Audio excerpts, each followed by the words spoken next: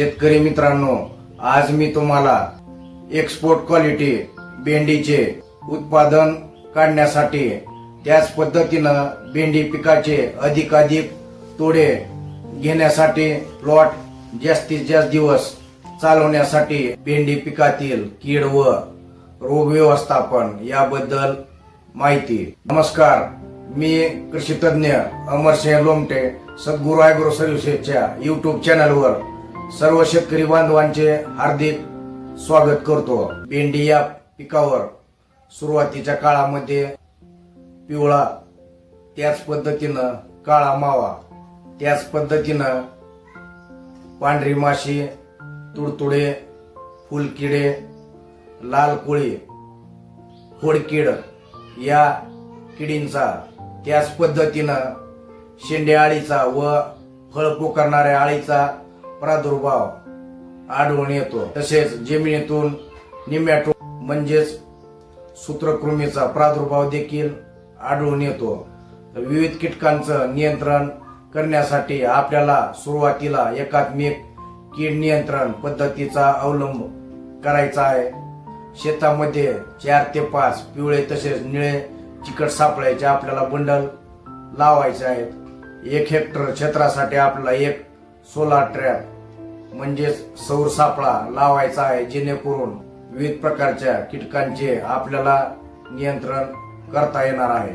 त्याच पद्धतीनं 1 एकर क्षेत्रामध्ये 8 ते 10 कामगण सापळे लावायचे आहेत। तर या पद्धतीनं आपल्याला सुरुवातीला कीटकांचं नियंत्रण करायचं आहे।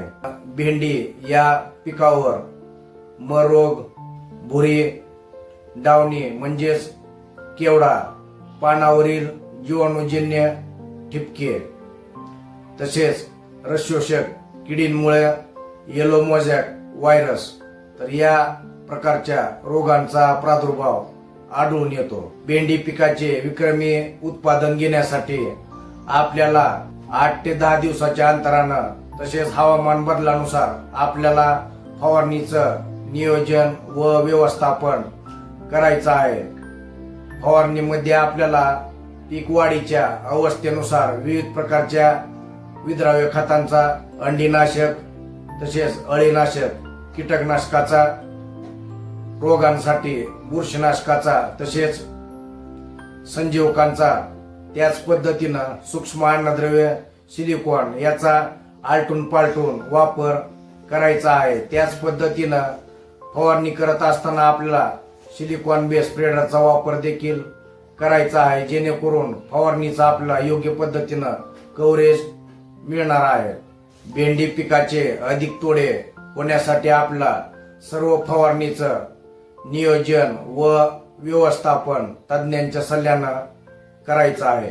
प्लॉट जास्तीत जास्त दिवस चालावा, त्याच पद्धतीनं भेंडीचे अधिकाधिक तोडे मिळण्यासाठी आपल्याला फवारणीमध्ये जास्तीत जास्त जैविक तसेच सेंद्रिय निविष्ठांचा वापर करायचा आहे। तर याच्यामध्ये तुम्ही NPK जीवाणूची स्लरी, जीवामृत, गांडूळ पाणी, गुळ व ताक यांचा वापर करू शकता। भेंडी पिकाच्या संपूर्ण मार्गदर्शनासाठी आजच सद्गुरू ॲग्रो सर्व्हिसेस डोके यांच्याशी आपल्याला संपर्क साधायचा आहे।